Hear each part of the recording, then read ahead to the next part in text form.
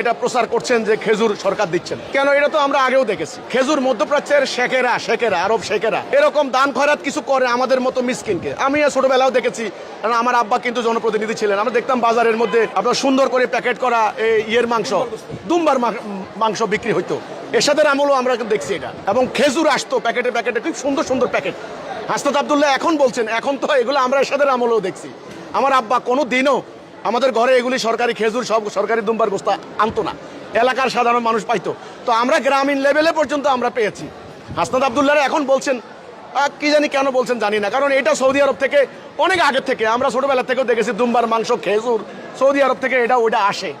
এটা ওরা মিসকিন মনে করে ওরা জাকাতের ইয়ে দেয়। মাঝখান দিয়ে বিভিন্ন এনজিও, বিভিন্ন সংগঠন, বিভিন্ন ব্যক্তি এগুলো এনে এনে বিক্রি করে খেয়ে ফেলতো, বাজারে বিক্রি করতো। এটা তো অরাজকতা।